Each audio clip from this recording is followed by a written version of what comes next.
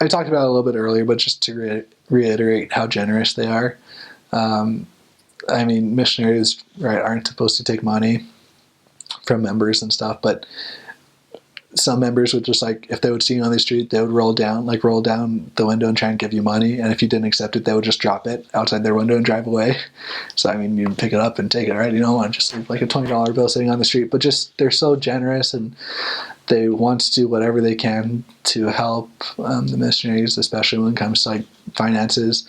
I know in my first area, like we would leave and then come back, and some members had like broken into our house and like stocked our pantry full of groceries and stuff, and just unbelievably like generous and helpful, and just that. And that's not to encourage like breaking into missionaries' apartments or throwing money at them out of car doors, but it just blew me away how generous and willing to, even when they don't have a lot.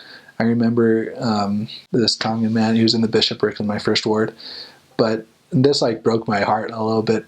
But I had just found out I was getting transferred, and so I went to go say goodbye to him. And he opened his fridge, and all he had in his fridge was one like store-bought chicken. So you could, like you go to the store and you can buy like the pre-cooked chickens and stuff.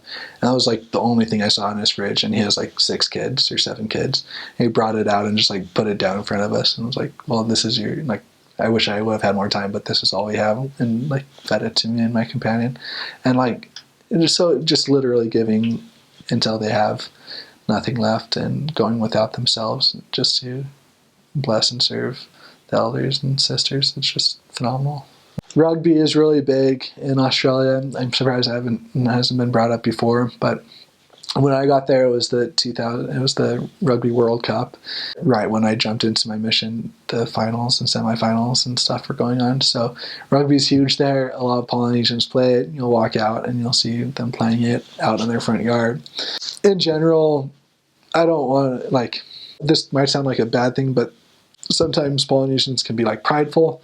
But again, like that's not like a super negative thing. They're just very like proud of, like they're very proud of their kids when their kids accomplish something, or they're very proud of like their culture when their culture accomplished, or like when someone beats somebody in the World Cup, then it's just like they're super excited and pumped and enthusiastic about it.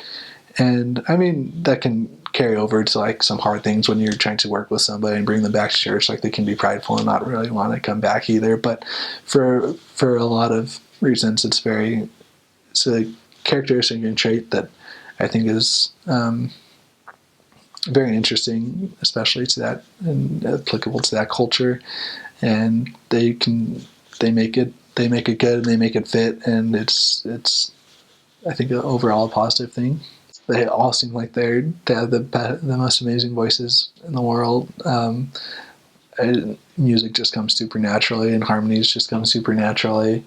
And I had so now I don't think that they're allowed, but for most of my mission, like you're allowed to have a guitar or pretty much any instrument as long as you didn't play like worldly songs or anything like that. But I had a companion who just like picked up my guitar, and he had learned like a few chords and stuff here and there, but he would just like, okay, this is kind of a funny story, but he would snore really loud, like really, really loud.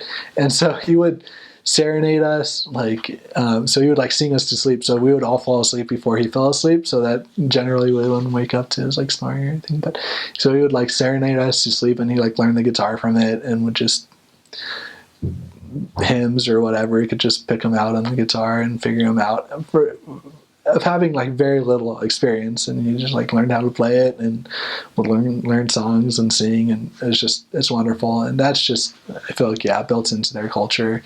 It's just singing and music, and it's just a really fun and interesting part of the culture. So